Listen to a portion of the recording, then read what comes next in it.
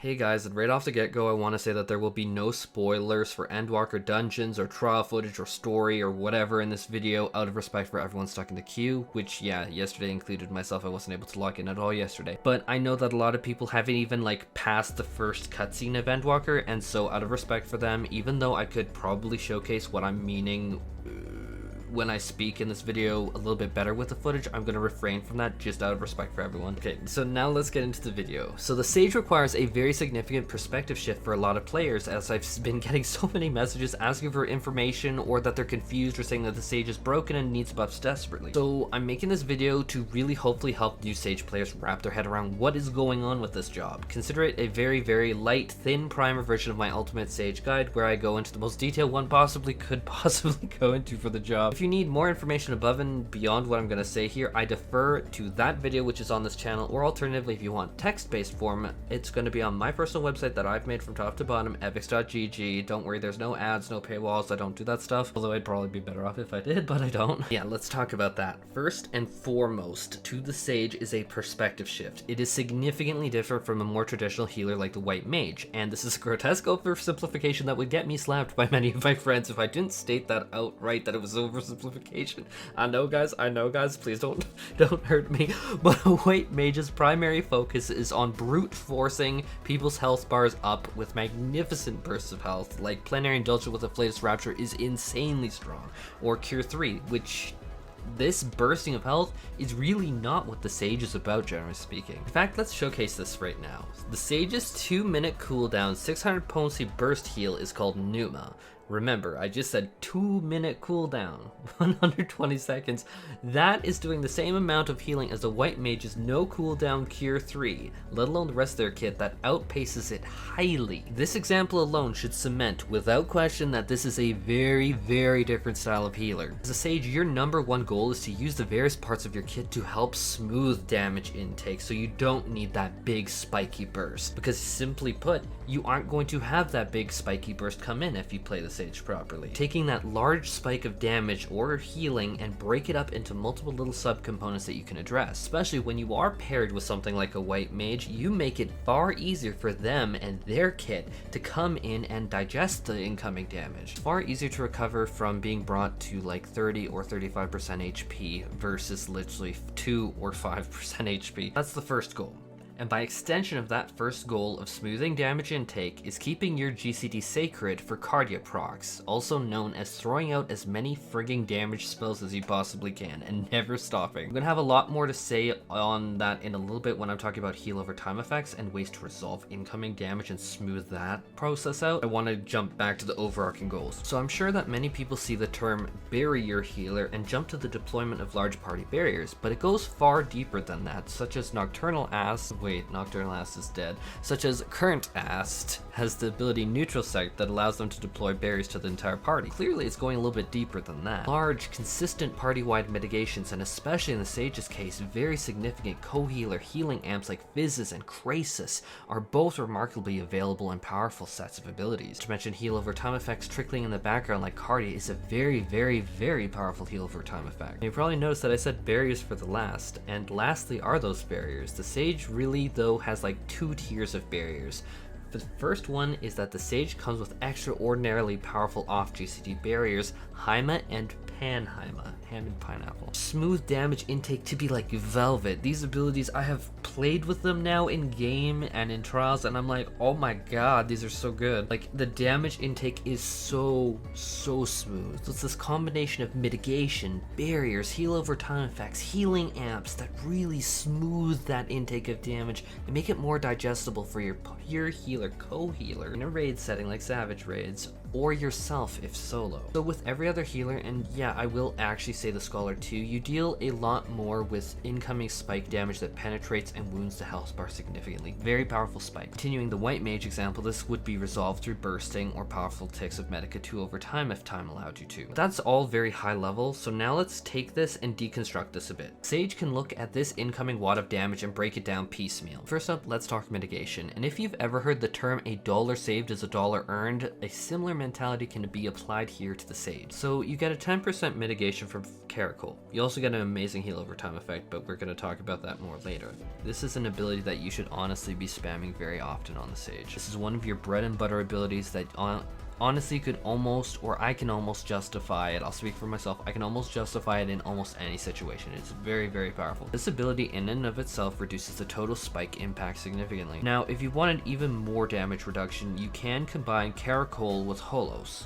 Note I said Holos, I did not say Tarkol. You cannot stack Caracol and Tarkol, but Caracol and Holos stacks up to 20%. This can then be extended by staggering Caracol, and then when Caracol expires, applying Tarkol for a potentially 45 seconds of uninterrupted mitigation. You go Caracol, Tarkol, Caracol. It should honestly be exceedingly rare for full damage to land, actually especially in dungeons, because if you have a tank, the Tarkol is applied to the single target.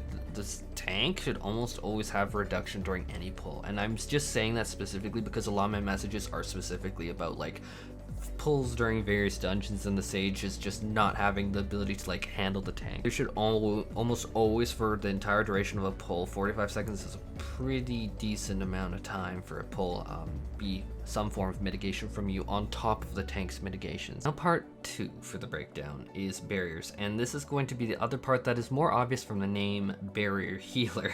The most obvious use case is when spike damage threatens to lower target's HP below 1, a barrier allows you to extend their maximum HP pool upwards, and so that's really good. It dampens a single strike through mitigation and protects through those barriers. Combining these with mitigation is very, very powerful. I say that because a barrier is a barrier and is a limited finite resource. Being able to mitigate and make that finite resource last longer is making that finite resource stronger. So I would say value having Tarkol or Caracol up alongside something like Heim or Panheim. It's because it's going to make that effect just last that much longer. Here I am talking about Heim and Panheim. Oh my god, I'm really off track now. Talking specifically about the on GCD barriers, these are going to be a pinch weight to help save a dying tank, especially I'm talking about Eucration Diagnosis. If you're falling behind on the healing, the tank is just not mitigating and just taking an absolute slamming, this is one way to like really catch up. Eucration Diagnosis is radiantly powerful. I will actually use the word radiantly powerful. It is strong, and I will double down on that because you can panic cast it on the fly, running around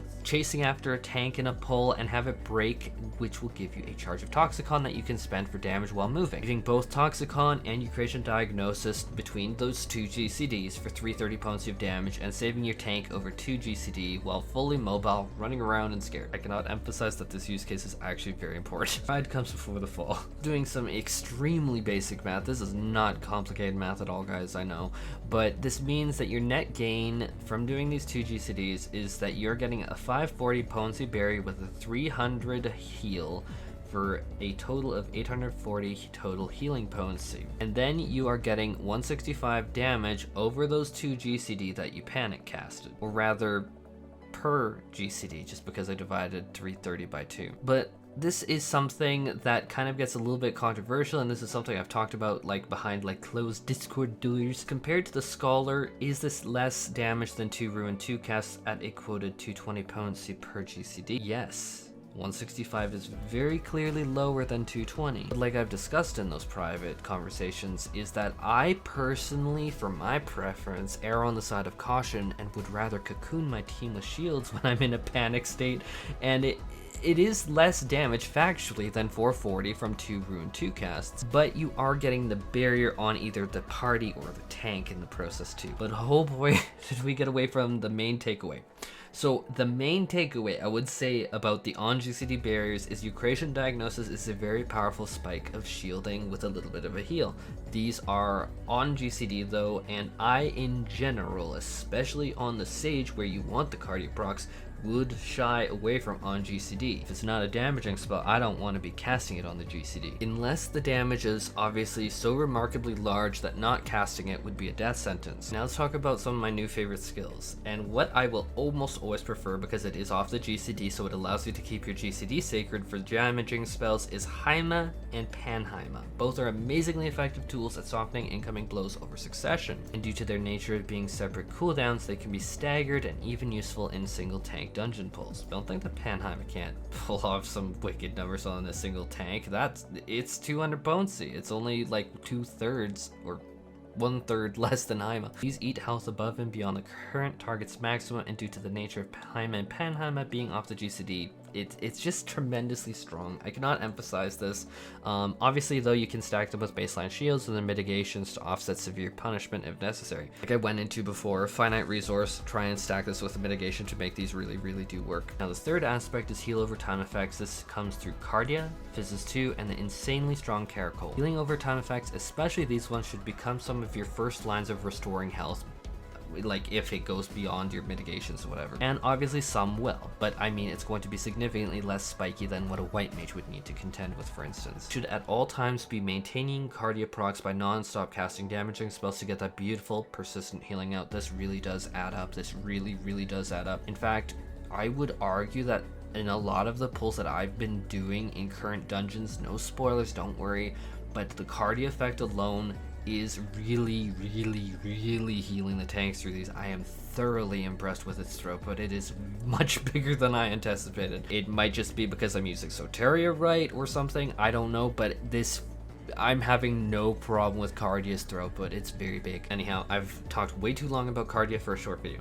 So Physis 2 and Caracol are going to be very strong at resolving area damage. Caracol is going to be basically 500 potency of healing in an AoE, 30-second cooldown. You can have like 50% uptime on it. It is very strong. Like I said before, I can almost always justify this. I can almost always justify it. Now Physis 2 has a kind of 1-2 dip. It does quote-unquote 130 potency of healing over time, but it also has a 10% amplifier. For all intents and purposes, I'm just going to simplify it to being 150 potency of healing per tick, and that is going to get us at 750 just from this of potency of healing. To be quite direct, I have had in easier content like dungeon content very large amounts of success just with Physis 2 and Caracol. They are very much carrying a lot of weight. Now I'm gonna simplify this video down from its original 50-minute length because this got a little bit crazy with me, and throw healing amplifiers kind of into the similar section as heal over time effects because they do work to extend your heals. But to keep the vital discussion, because it is still vital discussion, short, healing amplifiers on the Sage may be deceptively unimpressive, but are extremely powerful, especially in a raid setting with a co-healer that can benefit from them. Physis 2 being a 60-second cooldown that amplifies by 10% is highly available. Physis 2 is much more deceptively stronger than it looks at first glance. Amplifying something like Mitigation 2 or Flave's Rapture Plenary Indulgence is very strong, really piggybacking insane value from this. Same deal with Krasis on a single target. This means bigger barriers, this means bigger heals from your co-healer. Healing amplifiers like Physis 2 and Krasis also do impact Cardia procs. I tested this in game myself, I have seen it. In a hilarious world, we have kind of seen the old Scholar Fairy Rouse ability be reborn as Krasis, or was that Soteria? What about both? The wild world we live in for me to say that and see that as a parallel, but I did talk about Soteria just there accidentally, or I did because I'm kind of like trying to like just talk and my enthusiasm is spilling out. Okay, I love the stage so much, guys. But Soteria is like a Cardia only healing amplifier that you kick in to make that Trickle heal even better. It is very strong on its own,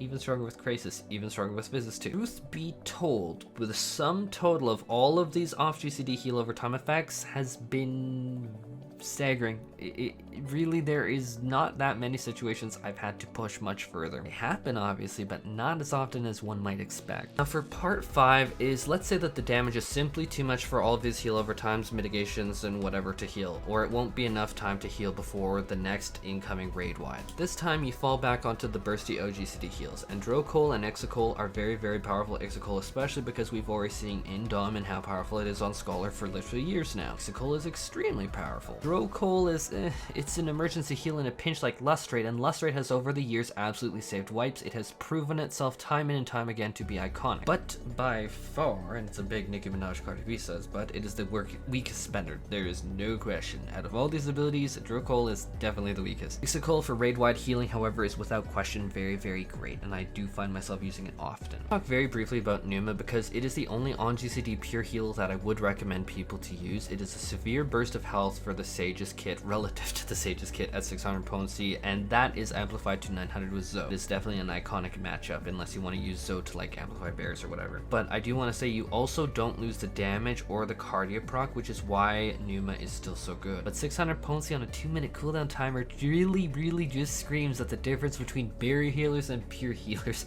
White mages basic heals that they can spam like Medica 2 or Cure 3 truthfully dance circles around it in terms of raw healing. While Pneuma is great in the Sage's kit, in that context it emphasizes, when you look at the White Mage's kit 2 versus this, it emphasizes that your fundamental functioning is not raw healing, and it never will be. In fact, if you tried, you'd be a severely bad White Mage at best. But this is the best fallback option you have as a Sage, but it is on a 2-minute cooldown, kind of the developers telling you this isn't how you act. The difference between the healers, I think, is becoming a little bit more fleshed out here. Can't emphasize this enough. As soon as I looked at the White Mage's kit and then this kit, I was like, people are gonna be a little disappointed. When it comes to abilities that I almost adamantly want to tell people to not spam, that are Diagnosis, Basic Diagnosis, and Basic Prognosis. Basic Prognosis, though, I have more room for in my heart, because at least a 300 potency AoE heal is an AoE heal. Going to be fine in a pinch if the party's gonna wipe, but it still falls really short of even basic Medica spam for the White Mage. So I'm not gonna say it more after this, but you can really tell the difference between pure healers versus barrier healers. It is a very distinct line. Now, I actually do want to make a note about like if you use Eucration Prognosis. So Eucration Prognosis is cure potency. I'm not talking barriers. Cure potency is 100. I'm looking at it right now in the game. 100. Pepsis is 350 potency.